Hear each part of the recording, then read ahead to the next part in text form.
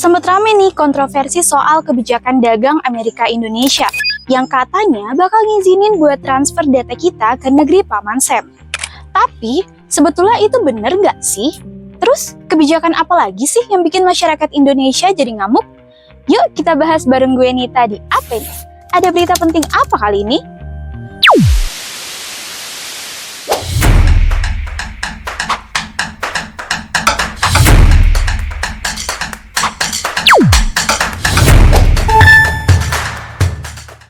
Ternyata, data yang bakal ditransfer itu adalah data komersial yang berasal dari hasil penjualan perusahaan atau data dari survei lapangan. Tapi, kebijakan lainnya ternyata nggak cukup baik, yakni Indonesia bakal ngehapus hampir 99% tarif pajak buat produk-produknya AS. Sebaliknya, AS malah nurunin cuma jadi 19% aja. Kebijakan tarif ini dipakai Trump buat ngebalas negara-negara yang dianggap menghambat dagang mereka. Terus ada juga kesepakatan yang dinilai ngerugiin Indonesia, kayak wajib borong 50 pesawat jet Boeing, mengimpor pertanian AS yang harganya 73 triliun rupiah, dan masih banyak lagi. Tentunya dari kebijakan tersebut jelas menimbulkan beberapa dampak. Salah satunya adalah geopolitik.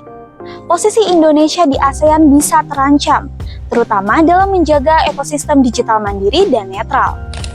Selain itu, ada risiko pengusaha lokal harus bersaing dengan produk impor AS, yang membuat posisi dagang antara Indonesia dengan AS tadinya surplus menjadi defisit. Hal ini bisa meningkatkan ketergantungan terhadap barang impor, yang membuat harga barang lokal di pasar domestik turun. Kalau udah kayak gini, pendapatan masyarakat bisa jadi berkurang. Tapi ya, pengamat ekonomi dan industri juga banyak loh yang setuju sama kebijakan ini. Mereka merasa kalau keputusan ini merupakan suatu tindakan terbaik yang bisa Indonesia lakukan dalam kondisi kayak gini. Kalau dari POV pemerintah sendiri sih, kerjasama ini tuh bagian dari strategi dalam menjaga pertumbuhan ekonomi nasional dan juga melindungi lapangan kerja, apalagi di sektor padat karya. Terlepas dari beberapa dampaknya, lewat kerjasama ini, Indonesia tuh berharap bisa meningkatkan daya saing, mendorong inovasi, dan juga memperkuat infrastruktur digital, serta menjaga keseimbangan neraca perdagangan nasional. Nah, kalau menurut kalian, kebijakan perdagangan antara AS dan Indonesia ini nguntungin kita nggak sih?